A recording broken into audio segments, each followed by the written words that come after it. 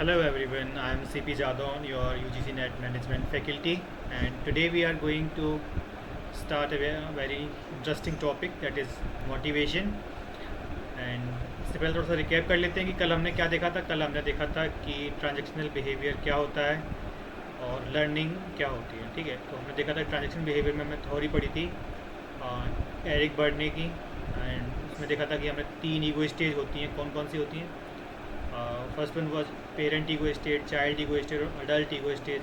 और सेंडर और रिसीवर दो अलग अलग रिसीविंग स्टेज में होते हैं कम्युनिकेशन में। तो कम्युनिकेशन में क्या फ़र्क पड़ता है और कब कम्युनिकेशन अच्छा होता है? जब दोनों अडल्ट स्टेज में होते हैं तो कम्युनिकेशन लेवल माना जाता है, वो अच्छा माना जाता है। तो ये था हमारा ट्रांजेक्शनल बिहेवियर। और उसके बाद हमने देखा था जौहरी विंडो क्या होती है, जिसमें 4 क्वाड्रेंट थे, ओपन टू ऑल, हिडन, है ना, और अननोन टू अदर, ऐसे करके हमारे क्वाड्रेंट थे उसमें। फिर हमने देखा था कि लर्निंग क्या होता है। लर्निंग एक परमानेंट चेंज होता है हमारे बिहेवियर में। लर्निंग कैसे होती है, हमने थ्योरीज देखी थी कि ऑपरेंट कंडीशनिंग क्या होती है, क्लासिकल कंडीशनिंग क्या होता है। तो ये सब था हमारे कल की क्लास के बारे में। अब हम देख लेते हैं मोटिवेशन क्या होता है। सो motivation is a process that initiate direct and sustain goal directed behaviour. It is what make people act or do something. In simple word, motivation is a reason behind a person action, why they do what they do. So motivation क्या होता है कि एक हम कह सकते हैं internal या एक्सटर्नल फोर्स होता है जो हमें पुश करता है कुछ करने के लिए, है ना। तो कौन कौन सी चीज़ें हो सकती हैं? वो मोटिवेशन क्या करता है? वो हमें डायरेक्ट करेगा, इनिशिएट करेगा, है ना, कुछ करने के लिए, और फिर वो उसको सस्टेन करता है उस डायरेक्शन को और उस गोल को पाने के लिए कि हम उस गोल को अचीव कर सकें। तो मोटिवेशन का यही काम होता है। जैसे कि अगर हम जैसे नेट एग्ज़ाम भी देने वाले हैं, तो उसमें क्या था कि सबसे पहले आपने सोचा कि आपको असिस्टेंट प्रोफेसर बनना है। तो आपने देखा कि उसके लिए क्या करना होता है कि यूजीसी नेट का एग्ज़ाम हमें क्वालिफाई करना होता है। तो आपने वो इनिशिएट किया वहाँ से, है ना। फिर अब हमें एग्ज़ाम क्वालिफाई करना है, उसके लिए हमें एक डायरेक्शन भी मिली। अब उस एग्ज़ाम क्वालिफिकेशन के लिए अब हमें परसिस्टेंट काम करना होगा, है ना। तो हमें वो सस्टेन करता है अपने गोल की तरफ। तो यही होता है हमारा motivation. For instance, motivation is what help you lose extra weight. ऐसा वेट आप अगर मोटे हैं अगर ज़्यादा, और तो आपको मोटिवेशन मिलेगा कि आपको वेट लूज़ करना है ना। तो ये एक रीज़न हो सकता है। और push you to get the promotion at work. आप वर्क में आप चाहते हैं कि अच्छा करें, तो आपको पुश करेगा कि आप मेहनत करें, तब आपको प्रमोशन मिलेगा। तो मोटिवेशन ऐसे काम करता है। तो 3 कंपोनेंट होते हैं मोटिवेशन के। कौन कौन से? एक्टिवेशन या डायरेक्शन, जो मैंने अभी बताया कि आपको जैसे आपको लगा कि आपको असिस्टेंट प्रोफेसर बनना है, तो आपको एक डायरेक्शन मिली कि आपको नेट का एग्ज़ाम क्वालिफाई करना होगा। उसके बाद क्या होगा? क्वालिफाई करने के लिए क्या करना पड़ेगा? आपको परसिस्टेंट होना पड़ेगा, मतलब आपको डेली पढ़ाई करनी होगी उसके लिए, है ना। और पढ़ाई तो कर ही रहे हैं, लेकिन उसके साथ इंटेंसिटी कितनी है? मान लो आप डेली बस 15 मिनट पढ़ रहे हैं, 20 मिनट पढ़ रहे हैं, लेकिन उससे एग्ज़ाम क्वालिफाई होगा? नहीं होगा। आपको लगभग 2 घंटे तो पढ़ना ही पड़ेगा ना, लगभग। तो आपको इंटेंसिटी भी अपनी थोड़ी हाई रखनी होगी। तो ये चीज़ें क्या करती हैं? डिफ़ाइन करती हैं आपके कह सकते हैं मोटिवेशन को। तो ये हमारे 3 फैक्टर हो गए मोटिवेशन के। अब मोटिवेशन 2 टाइप का हो सकता है। कौन सा? Intrinsic and extrinsic. इंट्रिंसिक कौन सा होता है? जो आपके विद इन, अंदर से आए, है ना। Comes from with in a person, a student study because they love learning. और एक्सट्रिंसिक कौन सा होगा? जो आप दूसरों को देखकर या रिवॉर्ड के थ्रू आपको जो मोटिवेशन मिलता है। Comes from external reward, a employee work hard to get promotion. एक एम्प्लॉय है, वो अच्छा काम कर रहा है, हार्ड वर्क कर रहा है। क्यों कर रहा है? क्योंकि वो चाह रहा है कि उन्हें प्रमोशन मिले। तो ये हमारा एक्सटर्नल मोटिवेशन का पार्ट बनेगा। तो इसका इंपॉर्टेंस क्या है? एम्प्लॉय परफॉर्मेंस, अगर मोटिवेट करें तो उनकी परफॉर्मेंस अच्छी होगी, और परफॉर्मेंस अच्छी होगी तो प्रोडक्टिविटी बढ़ जाएगी ऑटोमेटिकली, है ना। और एम्प्लॉय की लॉयल्टी बढ़ेगी, इनोवेशन एंड क्रिएटिविटी बढ़ेगी। जब व्यक्ति मोटिवेट होगा तो सेटिस्फाइड फील करेगा, तो वहाँ पे इनोवेशन और क्रिएटिविटी की बात आ जाएगी। और अचीविंग ऑर्गेनाइजेशनल गोल, तो अल्टीमेटली जब प्रोडक्टिविटी अच्छी हो जाएगी, इनोवेटिव हो जाएंगे, तो हम ऑर्गेनाइजेशन गोल को भी अचीव कर सकते हैं। तो ये कुछ इंपॉर्टेंस किसके? मोटिवेशन के। अब देख लेते हैं थ्योरी कौन कौन सी है। हमें दो पार्ट में हम डिवाइड करते हैं थ्योरीज़ को, एक है content theory and second is process theory. Content theory में क्या है कि आप नीड एंड इंटरनल फोर्स के बेस पर देखते हैं कि आपको कौन कौन सी चीज़ ड्राइव कर रही है मोटिवेशन, कौन सी नीड है ऐसी जो मोटिवेशन को ड्राइव कर रही है। तो इसमें कुछ हमारे थ्योरिस्ट हुए, जैसे मोस्लो की हायरार्की थ्योरी, ये हम देखेंगे, हेज़नबर्ग की थ्योरी, मैक्लरन की थ्योरी, और या मैकग्रोजर एक्स एंड वाई थ्योरी। तो ये सब हमारी कौन सी कंटेंट थ्योरी है। उसके बाद आती है प्रोसेस थ्योरी। प्रोसेस थ्योरी हमारी थोड़ी रिसेंट या कंटेम्प्रेरी थ्योरी भी बोलते हैं इनको। Focus on how motivation occur cognitive process या बिहेवियर या डिसीजन की बेस पर मोटिवेशन अकर होता है। तो यहाँ पे जो थ्योरीज है वो कौन सी है, विक्टर ब्रूम की expectancy theory, equity theory Adam की, एंड गोल सेटिंग थ्योरी व Adam lock, reinforcement theory BF Skinner, ये हमने कल भी देखा था। कहाँ पे ये दोनों देखे थे हमने कल, लर्निंग प्रोसेस में भी देखे थे, है ना। तो अब देख लेते हैं एक एक करके थ्योरी क्या क्या है। पहला है हमारे मोस्लो की हायरार्की ऑफ नीड। तो इन्होंने पिरामिड के फॉर्म में इसको एक्सप्लेन किया अपनी थ्योरी को, और इन्होंने पिरामिड में 5 लेवल बताए कि 5 नीड होती हैं, 5 लेवल पर नीड होती है इंसान की। सबसे पहली नीड कौन सी होती है, फिजियोलॉजिकल नीड। फिजियोलॉजिकल नीड कौन सी होती है, बिल्कुल बेसिक नीड होती हैं आपकी, जैसे आपको भूख लगना, खाना पीना, रहना, ये सब आपकी कौन सी होती हैं, फिजियोलॉजिकल नीड होती हैं। जब ये नीड फुलफ़िल हो जाएगी तो आप फिर दूसरे स्टेज की तरफ मूव करेंगे। वो कौन सी नीड आती हैं आपकी, सेफ्टी नीड। सेफ्टी नीड में क्या होगा कि आप फाइनेंशियल सेफ्टी, जॉब सिक्योरिटी की बात करेंगे, अपने वेल बीइंग की बात करेंगे, है ना। जब ये सिक्योरिटी फुलफ़िल हो जाएंगी आपकी, मतलब जो ये सेफ्टी नीड आपकी फुलफ़िल हो जाएंगी, तो फिर आप तीसरे फैक्टर की तरफ जो आपको मोटिवेशन मिलेगा काम करने के लिए, वो आपको मिलेगा सोशल नीड। वहाँ पर आप फ्रेंडशिप, इंटीमेसी और फैमिली के बारे में सोचेंगे, है ना। जब आपकी ये नीड फुलफिल हो जाएगी तो आप एस्टीम नीड्स की तरफ सोचेंगे, तो आपको यहाँ के इन नीड को फुलफ़िल करने के लिए मोटिवेशन मिलेगा। जब एस्टीम नीड फुलफ़िल हो जाएगी तो आप फिर सेल्फ एक्चुअलाइजेशन की तरफ चले जाएंगे, जो कि अल्टीमेट नीड है किसी भी इंसान की। बहुत सारे लोग, मेरे से मिलता है 3 नीड पर ही शायद पूरी ज़िंदगी को निकाल देते हैं। कुछ लोग चौथे लेवल पर पहुंचते हैं और बहुत ही कम लोग 5वें लेवल पर पहुंचते हैं शायद, है ना। तो अब ये थी हमारी नीड हायरार्की थ्योरी। तो यहाँ पर और देख लेते हैं फिजियोलॉजिकल नीड। हमें ऐसे मैंने बता दिया कि आपको किसे need for water, food, shelter, sleep and clothing, without fulfilling these no higher level motivation can occur. तो इस हर स्टेज का फुलफिल होना ज़रूरी है, तभी आप हायर स्टेज पे मूव कर पाएंगे, है ना। तो आपकी फिजियोलॉजिकल नीड फुलफिल होगी तभी आप सेफ्टी नीड पे मूव कर पाएंगे। अब सेफ्टी नीड क्या है, after psychological need are met, जब वो पूरी हो गई आपकी psychological need, people seek safety and protection. तो वो सेफ्टी और प्रोटेक्शन की तरफ बढ़ जाते हैं। अब वो मोटिवेशन मिल रहा है कि अब वो अपनी जॉब सिक्योरिटी के लिए काम करें, है ना। तो this include personal, emotional, financial and health securities. फिर उसके बाद है लव और बिलोंगिंगनेस नीड। जब आपकी सेफ्टी नीड पूरी हो गई तो फिर अब इंसान आप एक इमोशनल बॉन्ड की तरफ मूव कर जाता है ना। अब वो इमोशनल नीड्स की तरफ मूव कर रहा है। Human need to feel sense of connection and belongingness. This include friendship, intimate relationship and family bonds. अब वो सोशल नीड की तरफ मूव कर जाते हैं। जो फिर फोर्थ सेक्टर आता है हमारा एस्टीम नीड। पीपल डिजायर, अब लोग क्या, अब जब उनकी फैमिली नीड फुलफिल होगी तो अब चाह रहे हैं कि अब उन्हें सम्मान मिले, रिकग्निशन मिले सोसाइटी में, एंड पॉजिटिव सेल्फ इमेज वो डेवलप करना चाहते हैं। It involve self esteem for achievement and other approval, और लोगों का अप्रूवल मिले उनकी जो पर्सनैलिटी है उसको, या अचीवमेंट है उनको।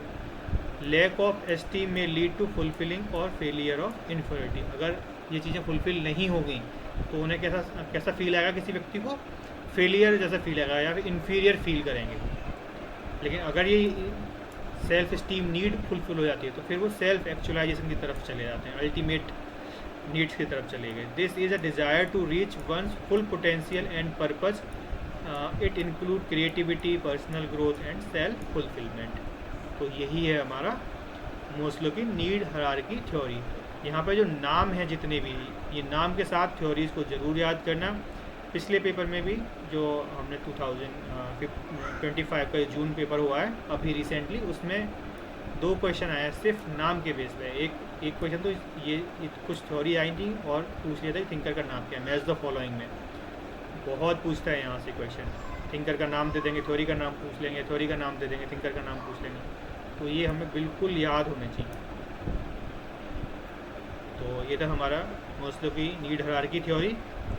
इसके बाद आई हाइजीन फैक्टर थ्योरी या हेज़बर्ग की 2 फैक्टर थ्योरी भी बोलते हैं, इसे हाइजीन फैक्टर थ्योरी भी बोलते हैं, है ना। तो इन्होंने बताया कि किसी वर्क प्लेस पे कोई एम्प्लॉय मोटिवेट कब फील करता है और कब वो डिससेटिस्फाइड फील करेगा, उन्होंने ये बताया। तो इन्होंने 2 फैक्टर में उसे कैटेगराइज किया। एक थे मोटिवेटर, ऐसे फैक्टर जो मोटिवेट करेंगे किसी एम्प्लॉय को काम करने के लिए, जॉब पे सेटिस्फेक्शन फील कराएंगे। और एक थे हाइजीन फैक्टर जो कि बताएंगे कि डिससेटिस्फेक्शन है या नहीं है। अगर हाइजीन फैक्टर अवेलेबल हैं कहीं पे तो वहाँ पे जो डिससेटिस्फेक्शन है वो काफ़ी कम हो जाएगा या वहाँ पे डिससेटिस्फेक्शन नहीं होगा। यहाँ पे हम सेटिस्फेक्शन और अनसेटिस्फेक्शन की बात नहीं करते हैं। यहाँ पे सेटिस्फेक्शन या तो सेटिस्फेक्शन होगा या नहीं होगा, या डिससेटिस्फेक्शन होगा या नहीं होगा। ये एक दूसरे के कॉम्प्लीमेंट्री नहीं है यहाँ पे, है ना, ये हमें याद रखना है। तो ऐसे कौन से फैक्टर हैं जो मोटिवेट करेंगे? ये थोड़े से इंट्रिंसिक फैक्टर हैं, सरफेस लेवल पे हमें दिखाई नहीं देते, ये हिडन होते हैं। तो कौन कौन से होते हैं ऐसे फैक्टर? अचीवमेंट, रिकग्निशन मिलना, रिस्पॉन्सिबिलिटी मिलना, है ना, ऐसी रिस्पॉन्सिबिलिटीज से वो मोटिवेट फील करें। Advancement, work itself, challenging task मिलना उन्हें, अपॉर्चुनिटी फॉर पर्सनल ग्रोथ। अगर ये सारे फैक्टर किसी वर्क प्लेस में अवेलेबल हैं या किसी जॉब में अवेलेबल हैं तो जो एम्प्लॉय है वो कैसा फील करेगा? मोटिवेट फील करेगा, है ना, वो मोटिवेट फील करेगा और अच्छी प्रोडक्टिविटी देगा। अगर वहीं रिकग्निशन नहीं है, अचीवमेंट नहीं है, पर्सनल ग्रोथ नहीं हो रही है उस जॉब में, तो हो सकता है वो मोटिवेट फील ना करे, लेकिन वो डिससेटिस्फेक्शन की तरफ वो अनसेटिस्फाइड नहीं होगा वो, है ना, ऐसा कह सकते हैं। मतलब अगर ये फैक्टर अवेलेबल है तो एम्प्लॉय मोटिवेट फील करेगा, अगर ये नहीं है तो डिससेटिस्फेक्शन नहीं होगा, बस वो कम मोटिवेट फील करेगा। Increase these factor enhance satisfaction, if they are missing it does not necessarily cause dissatisfaction. वही मैं आपको बोल रहा हूँ, बट एम्प्लॉय में फील लेस मोटिवेटेड। अगर ये फैक्टर नहीं है तो लेस मोटिवेट फील करेगा वो एम्प्लॉय, लेकिन डिससेटिस्फेक्शन फील नहीं करेगा। अब है हमारे हाइजीन फैक्टर। हाइजीन फैक्टर कौन से फैक्टर होते हैं? अगर ये फैक्टर किसी जॉब में अवेलेबल हैं, जॉब प्लेस पे अवेलेबल हैं, तो एम्प्लॉय है वो डिससेटिस्फाइड फील नहीं करेगा, है ना। अगर ये फैक्टर नहीं है तब फिर वो डिससेटिस्फेक्शन फील करेंगे और वहाँ पे परफॉर्मेंस थोड़ी कम हो सकती है। तो ये कौन से फैक्टर होते हैं?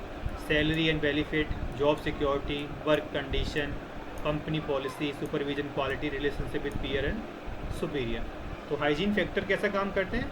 अगर ये किसी जॉब प्लेस पे अवेलेबल है तो वो एम्प्लॉय को डिससेटिस्फेक्शन फील नहीं होने देंगे। ये सरफेस फैक्टर होते हैं और ये हमें दिखाई दे रहे होते हैं, हम इनको देख सकते हैं, है ना। वर्किंग कंडीशन कैसी, इन्हें हम देख सकते हैं। सैलरी एंड बेनिफिट कोई किसी एम्प्लॉय को कितना है ये एम्प्लॉय जान सकता है खुद से। These factor help prevent dissatisfaction but not actively motivate employee to improve their performance. अगर ये फैक्टर हैं तो एम्प्लॉय क्या है, डिससेटिस्फेक्शन तो फील नहीं करेगा, लेकिन अगर आप ऐसा सोच रहे हैं कि ये फैक्टर अगर प्रोवाइड करा रहे हैं और एम्प्लॉय मोटिवेट फील करे तो मोटिवेट फील नहीं करेगा, है ना। वहीं अगर आप ये फैक्टर प्रोवाइड कराएंगे तो एम्प्लॉय मोटिवेट फील करेगा, लेकिन इनसे डिससेटिस्फेक्शन का कोई मतलब लेना देना नहीं है। बस यहाँ पर सेटिस्फेक्शन लेस और मोर की बात है। तो यही थी हमारी हाइजीन फैक्टर थ्योरी या 2 फैक्टर थ्योरी ऑफ हेज़बर्ग। ये नाम बहुत ज़रूरी हैं, फिर बोल रहा हूँ। तो अब हम ये मैंने मार्क कर लिए हैं, ये आप और अच्छे से देख लेना पूरे। अब वही तीसरी थ्योरी है नीड हायरार्की थ्योरी बाय मैकलर्न। अब इन्होंने क्या बताया कि कोई व्यक्ति मोटिवेट क्यों फील करता है किसी जॉब पे, या कोई व्यक्ति किसी काम को करने के लिए क्यों मोटिवेट फील करता है। तो उन्होंने 3 फैक्टर बताए, ऐसे 3 कारण हो सकते हैं कि व्यक्ति मोटिवेट हो वो करने के लिए। कौन कौन से? या तो नीड ऑफ अचीवमेंट, या तो वो कुछ अचीव करना चाह रहे हैं इस वजह से मोटिवेट फील कर रहे हैं, या नीड ऑफ पावर, या उन्हें पावर की भूख कह सकते हैं, या फिर उन्हें नीड ऑफ अफिलिएशन है। तो अभी क्या होता है नीड ऑफ अचीवमेंट? मतलब drive to set challenging goal and strive to achieve them.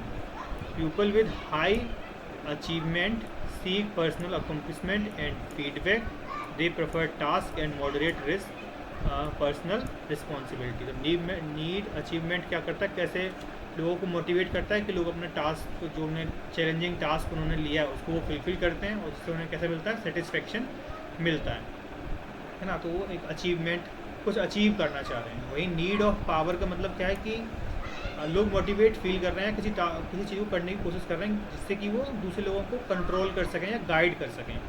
Dzire to influence and control other people with high and power या high need of power enjoy leadership role and status. They are motivated by position of authority and ability to make impact. ऐसे लोग क्या motivate feel करते हैं जब वो किसी authoritative position पे होते हैं और जिससे कि वो और क्या लगे डिसीजन ले सकें, ऐसे रोल्स पे वो रहना पसंद करते हैं। अब नीड ऑफ एफिलिएशन कैसे मोटिवेट करता है लोगों को कि desire to build and maintain warm and close and friendly relationship people with high people with high enough value cooperation and approval from other. Need of affiliation वाले लोग होते हैं, मोटिवेशन फील करते हैं, क्या चाहते हैं कि लोगों के साथ कोऑपरेटिवली वर्क करना चाहते हैं, वो एक रिलेशनशिप मेंटेन करना चाहते हैं अपने पीयर्स के साथ, है ना, और वो एक टीम वर्क और हारमोनी में काम करना चाहते हैं। तो ये था हमारा need, theory of need by McClelland. ये हमारा एक डायग्राम है। इसको आती है एल्फर्ड ईआरजी थ्योरी। एल्फर्ड ईआरजी थ्योरी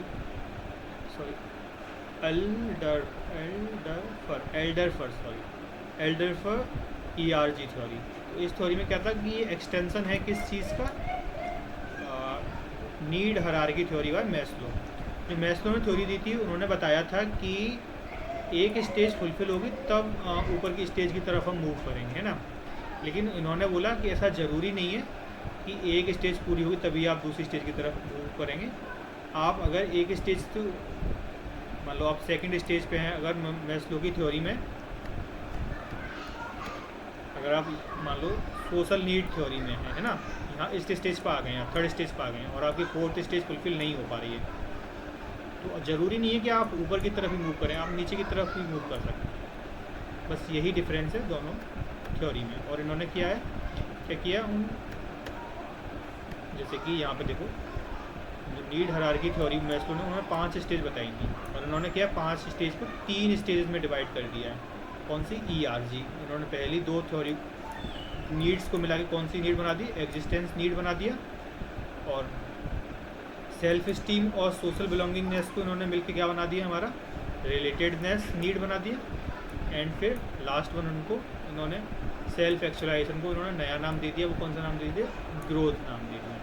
तो है सब वही, बस इन्होंने यहाँ पे इनके नाम चेंज कर दिए हैं और 5 की जगह 3 स्टेजेस बना दिए हैं।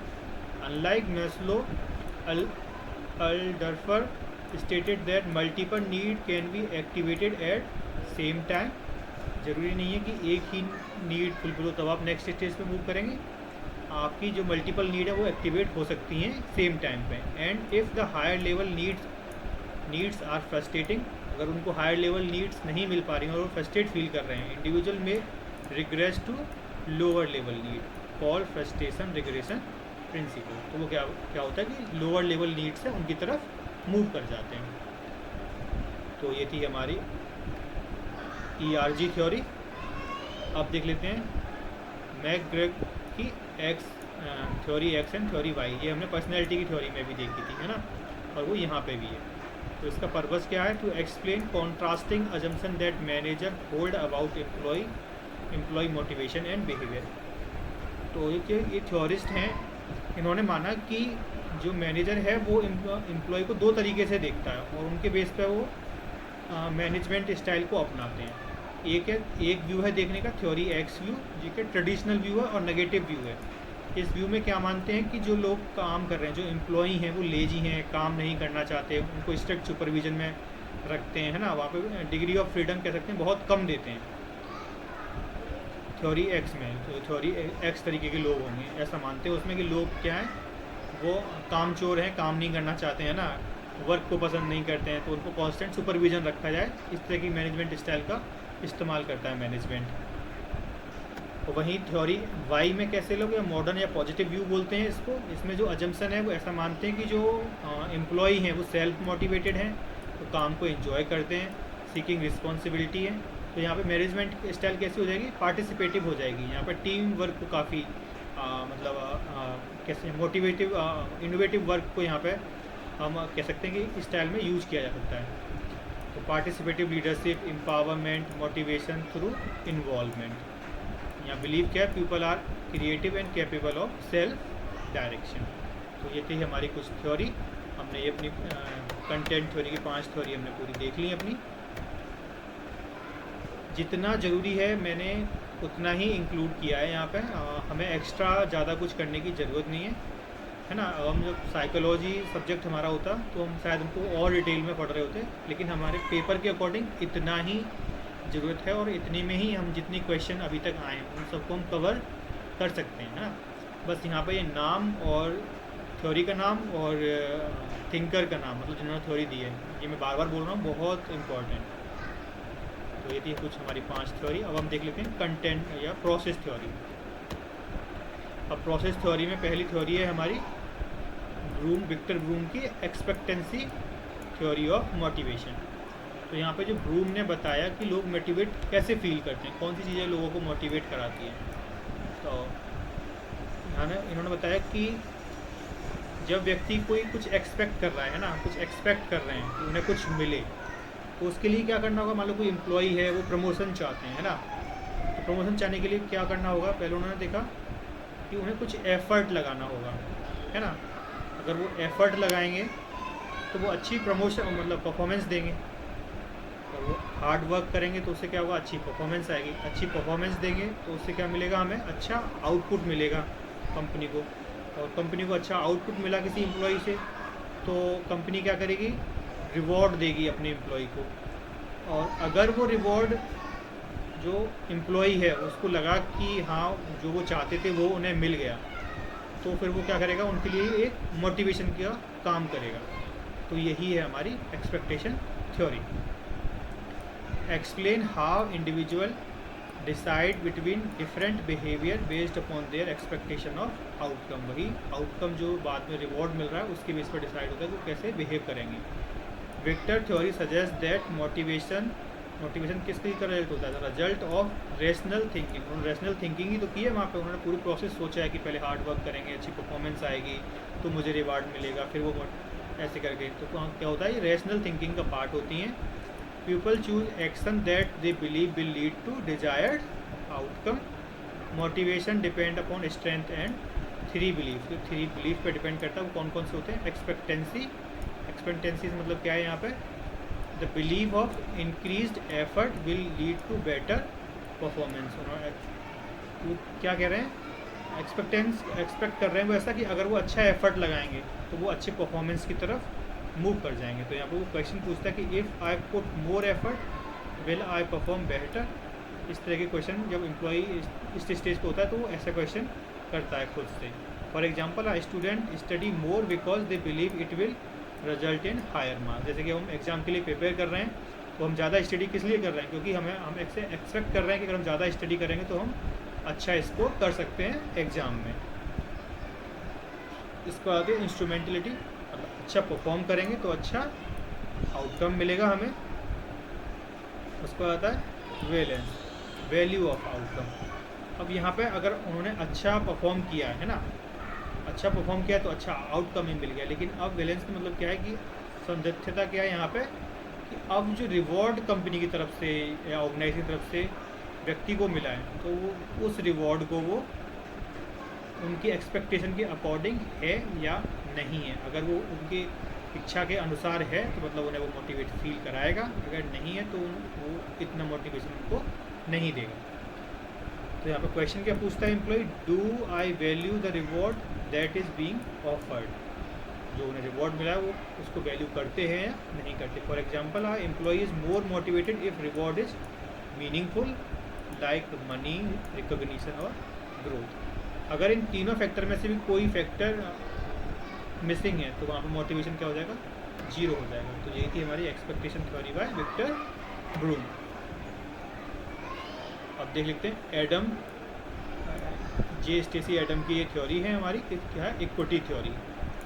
तो इन्होंने बताया कि थ्योरी बेसिकली किस पे बेटे, फेयरनेस एंड जस्टिस पर बेस्ड है।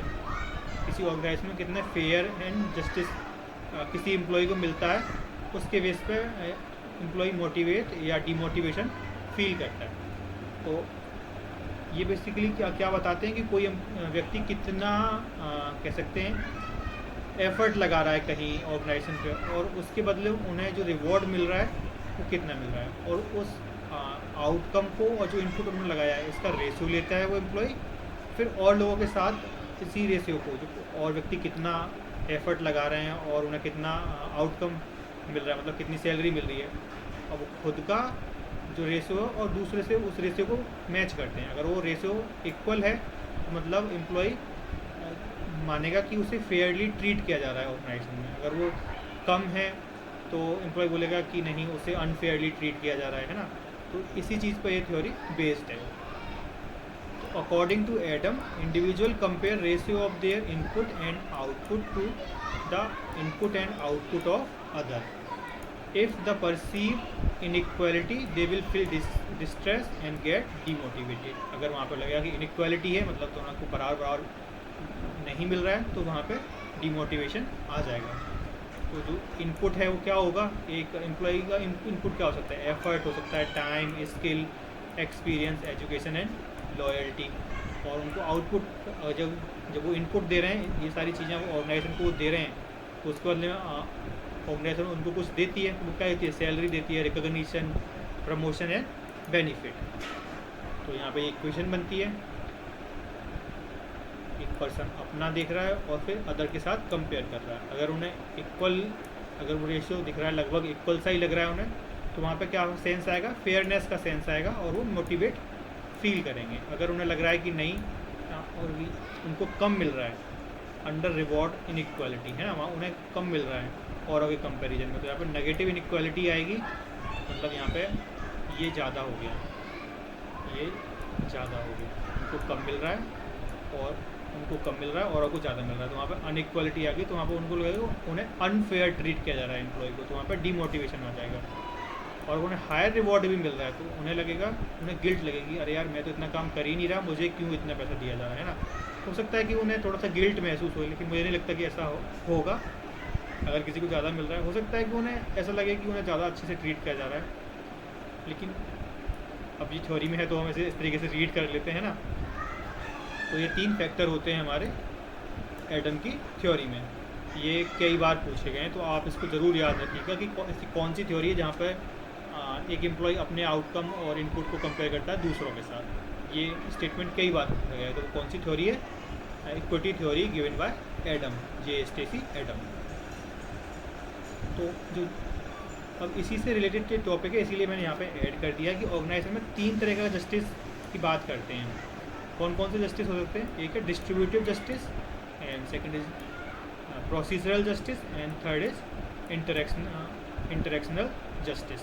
तो डिस्ट्रीब्यूटिव जस्टिस क्या होगा, ये क्वेश्चन भी पूछा गया है ना पेपर में। तो डिस्ट्रीब्यूटिव जस्टिस क्या है कि वहाँ पे जो फेयरली ट्रीट किया जा रहा है, मतलब fairness in distribution of outcome, जो सैलरी मिल रही है, रिकॉग्निशन मिल रहा है, उसका फेयर तरीके से डिस्ट्रीब्यूशन हो रहा है ना।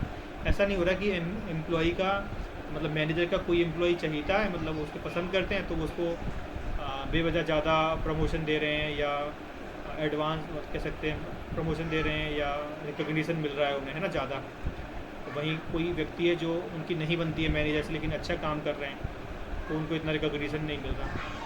तो इस तरीके का जस्टिस होना चाहिए, वहाँ पर कैसा होना चाहिए, डिस्ट्रीब्यूटिव जस्टिस होना चाहिए कि वहाँ ट्रीट किया जाए लोगों को similarly, fairness in distribution of outcome. तो ये क्या है, टू एम्प्लॉई गेट सिमिलर, कोई एग्जांपल आप देख लीजिएगा। प्रोसीजरल जस्टिस क्या है कि जहाँ पे जो प्रोसेस है डिसीजन मेकिंग की वो फेयर हो, है ना, वो ट्रांसपेरेंट हो, वो सबको पता हो कि किस प्रोसेस के थ्रू किसने कितना काम किया, और एक क्लियर रूल्स एंड पॉलिसी हैं उनके थ्रू मतलब डिसीजन लिए गए हैं, तो वो प्रोसीजरल जस्टिस होता है। Fairness in process of decision making, अगर किसी को हायर प्रमोशन दिया गया है तो उसके लिए वैलिड जस्टिफिकेशन होना चाहिए, वहाँ पे कुछ हिडन नहीं होना चाहिए, वहाँ ट्रांसपेरेंसी होनी चाहिए, तो उसे बोलते हैं प्रोसीजरल जस्टिस। तीसरा interactional justice, fairness in interpersonal treatment and communication की। आप लोगों से जब मिल रहे हैं तो उनसे अच्छे से उन्हें ट्रीट करें, सबको इक्वली आप ट्रीट करें, किसी के साथ आप बायस्ड ना हो, स्टीरियोटाइपिंग आप वहाँ पे ना लाएं। तो ये थे हमारे ऑर्गेनाइजेशनल जस्टिस, ये डायग्राम। एंड उसके बाद हमारी थ्योरी आती है एडविन लॉग की goal setting theory of motivation. तो यहाँ पे एडविन लॉग ने बताया कि कोई एम्प्लॉई जॉब पर कब ज़्यादा मोटिवेट फील करेगा। तो इन्होंने बताया कि जब अगर एम्प्लॉय कोई काम कर रहा है तो और उसको टास्क दिया गया है वो स्पेसिफिक होना चाहिए, है ना, और टाइम बाउंड होना चाहिए, और वो जॉब ऐसी होनी चाहिए कि थोड़ा सा उसे लगे कि हाँ चैलेंजिंग जॉब है, उन्हें काम करने में मज़ा आ रहा है, और जब वो काम कर रहे हैं तो उनको प्रॉपर फीडबैक मिले उन्होंने जो काम किया कि काम सही है, कहाँ इम्प्रूवमेंट की ज़रूरत है, कहाँ नहीं है। अगर ये सब चीज़ें किसी जॉब में टास्क में होंगी तो वहाँ पे क्या होगा कि एम्प्लॉय मोटिवेट फील करेगा। तो यही है हमारी एडविन लॉग की goal setting theory. People are motivated to perform better when they are given specific and challenging goal and regular feedback on the progress. तो जो टास्क है या किसी हम गोल को डिसाइड, किसी टास्क को जब बना रहे हैं तो वहाँ पे ये चीज़ें हमको ज़रूर देखनी चाहिए। कौन कौन सी टास्क क्लियर होना चाहिए, वहाँ पर जो क्लियरिटी होनी चाहिए टास्क में, goal should be clear and specific, थोड़ा सा चैलेंजिंग होना चाहिए, रिपीटेटिव काम ना दे दें कहीं कि बार बार वो वही काम कर रहे हैं।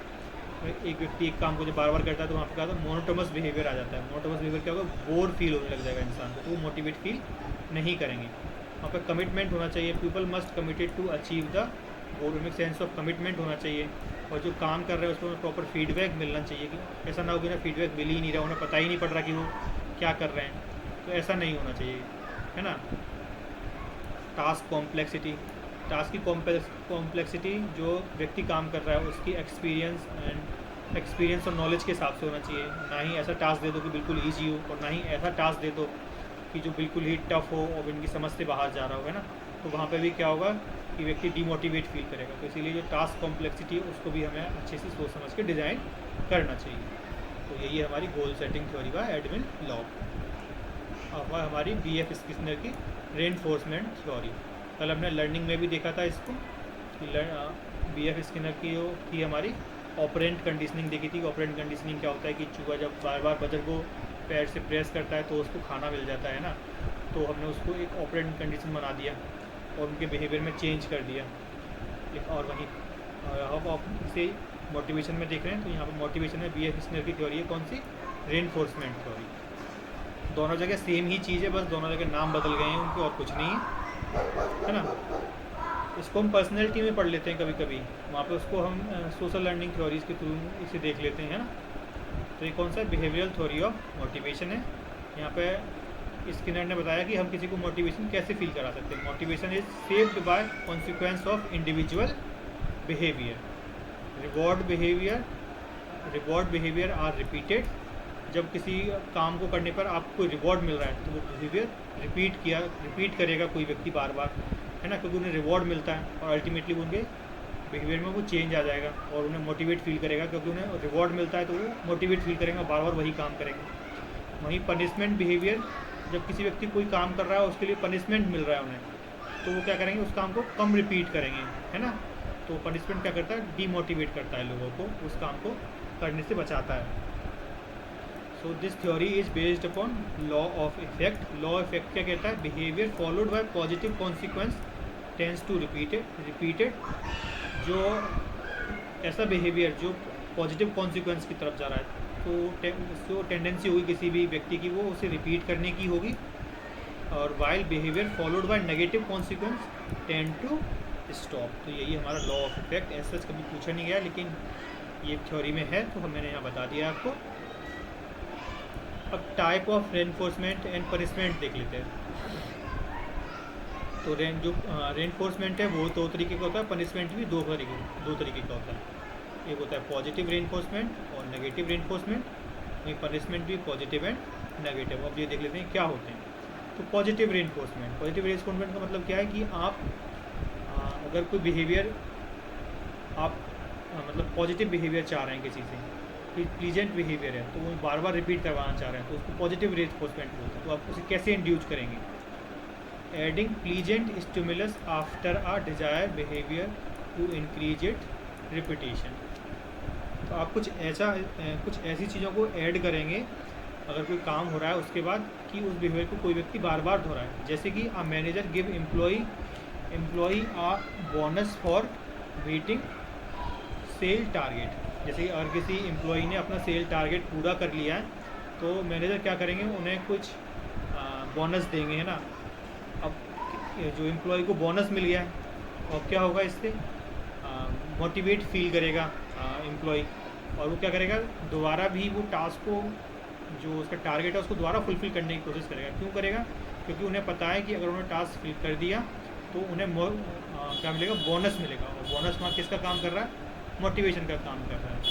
तो यही होता है हमारा पॉजिटिव रेनफोर्समेंट। वहीं है हमारा नेगेटिव रेनफोर्समेंट। नेगेटिव रेनफोर्समेंट क्या होता है, removing unpleasant stimulus after desired behaviour to increase it. तो यहाँ पे क्या की, a parent stop scolding when child finally clean their room. तो जैसे माता पिता किसी अपने बच्चे को डांट रहे हैं, है ना, लेकिन जब किसी बच्चे ने अगर रूम क्लीन कर लिया तो उस बच्चे को वो नहीं डांटेंगे। क्यों नहीं डांटेंगे? क्योंकि अपना रूम पूरा क्लीन कर लिया है, अब वो फिर उस चीज़ को हटा दे रहे हैं। तो बच्चे को पता पड़ जाएगा कि अगर वो अपना रूम क्लीन कर लेंगे तो उन पर डांट कम पड़ेगी। तो वो अनप्लीजेंट जो स्कोल्डिंग है वो क्या एक अनप्लीजेंट चीज़ है, तो उसको बच्चा अपने बिहेवियर से क्या धीरे धीरे हटा देगा। क्यों हटा देगा? क्योंकि उसे पता है कि उसे बार बार डांट नहीं खानी पड़ेगी। तो ऐसे करके हम नेगेटिव रेनफोर्समेंट करके भी क्या करते हैं, चेंज लाते हैं बिहेवियर में, है ना, या और मोटिवेशन बढ़ा सकते हैं। पॉजिटिव पनिशमेंट क्या होता है कि आप कुछ ऐड कर दोगे। मान लो कोई बच्चा डिस्टर्ब कर रहा है क्लास में, है ना, तो टीचर क्या करेगा, उसको बोल देगा आपको इतना सारा काम करके लाना है घर से, आपको 10 पेज लिख कर लाने है ना। तो वहाँ पे और पनिशमेंट ऐड कर दी। तो अब नेक्स्ट टाइम बच्चा क्या करेगा, उसे पता पड़ जाएगा कि अगर वो क्लास में ज़्यादा बोलेगा तो उसे पनिशमेंट मिलेगी, और टीचर हो सकता है कि उसे और ज़्यादा काम लिखने को बोल दे। तो नेक्स्ट टाइम बिहेवियर को वो रिपीट नहीं करेगा। एडिंग अनप्लीजेंट, यहाँ पर आप अनप्लीजेंट वर्क को ऐड कर देते हैं। नेगेटिव रेनफोर्समेंट में आप उसको हटा देते हैं, है ना, अनप्लीजेंट वर्क को उसको हटा देंगे। लेकिन इसमें क्या होगा, पनिशमेंट है, क्योंकि यहाँ पर उन्हें पनिशमेंट मिल रहा है, तो अनप्लीजेंट वर्क को यहाँ पर वो ऐड कर देते हैं। वहीं नेगेटिव रेनफोर्समेंट क्या होता है कि कोई व्यक्ति को कोई सामान पसंद है, किसी बच्चे को कोई खिलौना पसंद है ना, तो लेकिन अब वो व्यक्ति आपके अकॉर्डिंग काम नहीं कर रहा है ना, आप उससे बोल रहे हैं कि इस काम को पूरा कर दो, लेकिन वो नहीं कर रहे हैं, वो अपने खिलौने से खेलते ही जा रहे हैं। तो आप क्या करेंगे, उस खिलौने से बच्चे को छीन लेंगे। तो रिमूविंग अ अनप्लीजेंट स्टिमुलस, वो सॉरी प्लीजेंट, क्योंकि बच्चे को अच्छा लग रहा है ना खिलौना, removing a pleasant stimulus after and desirable behaviour to reduce it. तो यही है हमारा रेनफोर्समेंट एंड पनिशमेंट के तरीके मोटिवेशन को इंक्रीज और डिक्रीज करने के। ये तो हमने कल देख लिया था कि ऑपरेंट कंडीशनिंग 2 तरीके से कर रहे हैं। किस तरीके से कर रहे हैं, रेनफोर्समेंट के तरीके से और पनिशमेंट के तरीके से, है ना। और हमारी नेक्स्ट थ्योरी है contribution satisfaction theory of motivation given by Chester I Bernard. ये थ्योरी किसने दी है, बर्नर्ड ने दी है। कौन सी, कंट्रीब्यूशन एंड सेटिस्फेक्शन थ्योरी। तो इन्होंने बताया कि कोई व्यक्ति अपने जो काम कर रहा है वहाँ पे वो मोटिवेट कब फील करेगा, है ना। An individual willingness to cooperate in an organization depend upon balance factor. जी, बैलेंस फैक्टर पर काम करते हैं। कौन कौन से, कंट्रीब्यूशन जो एम्प्लॉई कर रहा है किसी जॉब में, कैसे कंट्रीब्यूट कर रहा है, टाइम, एफर्ट या फिर स्किल लगाकर, है ना। और सेटिस्फेक्शन कब मिलता है उन्हें, या इंड्यूसमेंट कब मिलता है, they receive in return salary, job and satisfaction.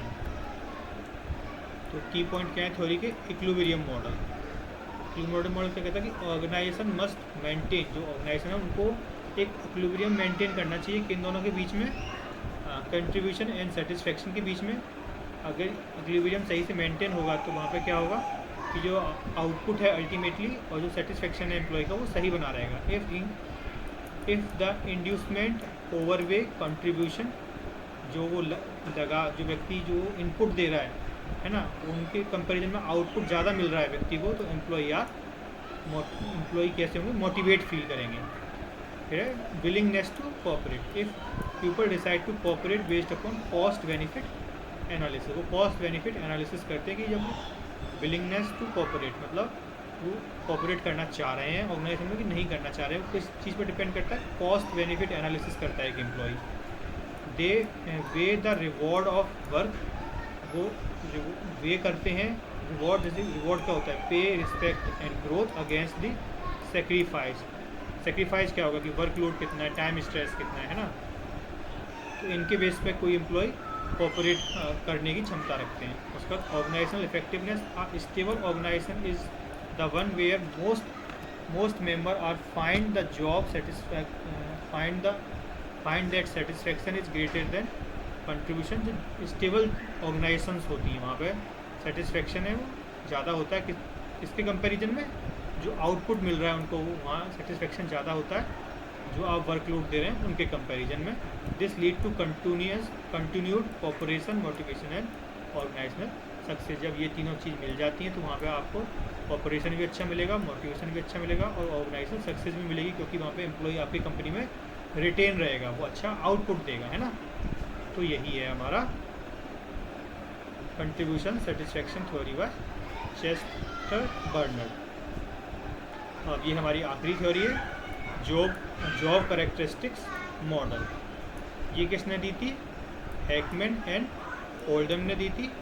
ये थ्योरी में क्या बताती है, is based on the idea that nature of job itself, जो नेचर ऑफ जॉब है, play a critical role in employee motivation. जो जॉब किस तरीके की है, अगर जॉब मोनोटोमस है, मतलब रिपीटेटिव वर्क है वहाँ पे, है ना, अगर जॉब की जॉब को नेचर कैसा रिपीटेटिव है तो वहाँ पे जो एम्प्लॉय होगा वो क्या है, बोर फील करेगा, तो वहाँ पे मोटिवेशन कम हो जाएगा। वहीं अगर जॉब क्रिएटिव है थोड़ी सी, तो वहाँ पे जब एम्प्लॉय अपनी क्रिएटिविटी को वहाँ इस्तेमाल कर रहे हैं, उन्हें थोड़ी सी फ्रीडम मिली हुई है। जो जॉब की कैरेक्टरिस्टिक्स थोड़ी सी ऐसी है कि वहाँ एम्प्लॉय को फ्रीडम मिली हुई है अपने तरीके से काम करने की, है ना। तो वहाँ पर जो इंसान है वो थोड़ा सा मोटिवेट फील करेगा खुद से ही।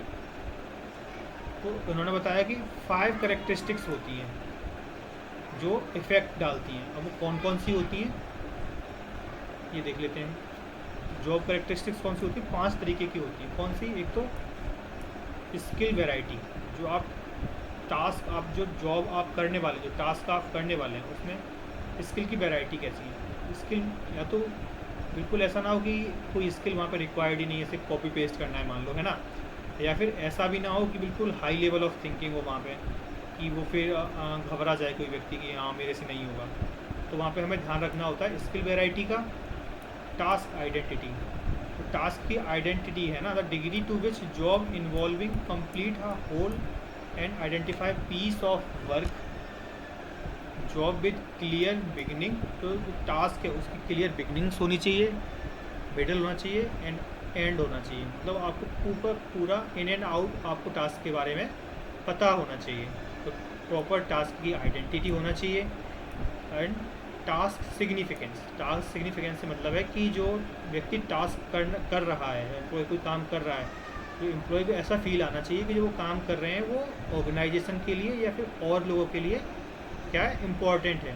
मतलब उन्हें ऐसा फील नहीं आना चाहिए कि वो कोई काम कर रहे हैं तो वो किसी काम का नहीं है, उनको काम मतलब करें ना करें। अगर इस तरीके से होगा तो फिर एम्प्लॉय काम करेगा क्यों, क्योंकि उन्हें वो लेस डीमोटिवेट फील करेंगे वहाँ पे, है ना। तो टास्क का सिग्निफिकेंस भी होना चाहिए। When employee feel their work make difference, motivation increase. अब उसके बाद क्या आता है, ऑटोनॉमी से मतलब है कि वहाँ पर फ्रीडम मिली होनी चाहिए किसी व्यक्ति को अपने अकॉर्डिंग काम करने की। स्ट्रिक्ट सुपरविजन नहीं होना चाहिए कि नहीं आपको यहीं बैठ के और अंडर स्ट्रिक्ट सुपरविजन काम करना है, ऐसा नहीं होना चाहिए। उन्हें थोड़ी सी ऑटोनॉमी मिली होनी चाहिए कि वो अपने अकॉर्डिंग थोड़ा एडजस्टमेंट करके काम को अच्छे से कर सकें। अगर ऑटोनॉमी मिली होगी तो वहाँ पे एम्प्लॉय ऑटोमेटिकली मोटिवेट फील करेगा। उसके बाद फीडबैक, अगर कोई व्यक्ति काम कर रहा है तो वहाँ पर उसको प्रॉपर फीडबैक मिलना चाहिए ना। मान लो कोई एम्प्लॉय काम कर रहा है और वो करते जा रहे हैं, उनको पता ही नहीं पड़ रहा कि वो सही कर रहे हैं, गलत कर रहे हैं या कहाँ उन्हें रुक जाना चाहिए। अगर उनको पता ही नहीं पड़ रहा है तो उससे क्या होगा कि एक टाइम के बाद वो एक इस जोन में चले जाएंगे कि कुछ भी कर लो कोई फ़र्क नहीं पड़ रहा है ना। तो वो डीमोटिवेट फील करेंगे। The degree to which clear direct information about performance is available, feedback help employee learn and improve. जब उन्हें प्रॉपर फीडबैक मिलेगा तो वो समझ पाएंगे कि वो उन्हें कहाँ पे अच्छा करने की ज़रूरत है, तो उनसे क्या होगा कि उन्हें इम्प्रूवमेंट करने का भी मौका मिलेगा। तो ये कुछ कैरेक्टरिस्टिक्स हैं जॉब की जो इन्फ्लुएंस करती है किसको, मोटिवेशन को। तो ये 3 लेवल पे हमारी 3 साइकोलॉजिकल लेवल पे इफेक्ट डालती हैं। कौन कौन से हमारे साइकोलॉजिकल लेवल हैं? एक्सपीरियंस्ड, मीनिंगफुलनेस ऑफ वर्क, है ना। ये क्या है? Comes from skill variety, task identity and task significance. आपको मीनिंग वर्क अपना कैसा लगेगा, मीनिंगफुल कब लगेगा? जब वहाँ पे टास्क की वेराइटी है, टास्क की आइडेंटिटी एंड सिग्निफिकेंस वहाँ पर प्रॉपर हों। When employee feel their job is meaningful they are more internally motivated, वो इंटरनली थोड़ा अच्छा मोटिवेट फील करेंगे। Experienced responsibility of outcome comes from autonomy. अगर वो उनको अपने अकॉर्डिंग काम करने की इजाज़त उनको दी गई है तो फिर उन्हें क्या होगा कि अपने काम की रिस्पॉन्सिबिलिटी भी लेनी होगी, है ना, अकाउंटेबल भी होंगे अपने काम के लिए।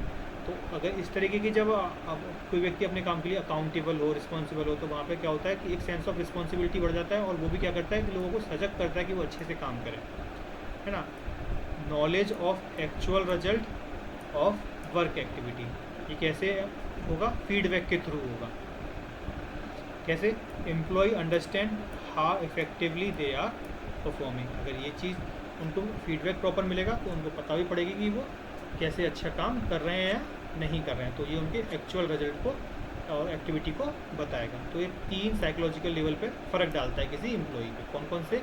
एक तो मीनिंगफुलनेस ऑफ वर्क लगेगा, रिस्पॉन्सिबिलिटी लेंगे अपने वर्क की और वो एक्चुअल रिजल्ट की तरफ देखेंगे। अब इन 3 फैक्टर्स को ये कुछ सर्टेन फैक्टर भी अफेक्ट डालते हैं। कौन कौन से? नॉलेज एंड स्किल, किसी एम्प्लॉय की नॉलेज एंड स्किल कितनी है। ग्रोथ एंड नीड स्ट्रेंथ, है ना। And context satisfaction. तो ये फैक्टर मॉडरेट करते हैं हमारे 3 फैक्टर्स को। तो यही है हमारी job setting theory by job characteristic model by Hackman and Oldham. तो this is all for today class. आज हमने देखी कुछ अलग अलग थ्योरी, और मैं फिर बोलूँगा कि आप इन थ्योरी के जो नाम हैं और जो फाउंडर हैं उनको आप ज़रूर अच्छे से याद करें। और जो मैंने आपको बताया है ये मोर देन इनफ है आपको एग्ज़ाम में क्वेश्चन अटेम्प्ट करने के लिए। आप प्रीवियस ईयर एग्ज़ाम जो क्वेश्चन है उनको भी आप चेक कर सकते हैं। Thank you.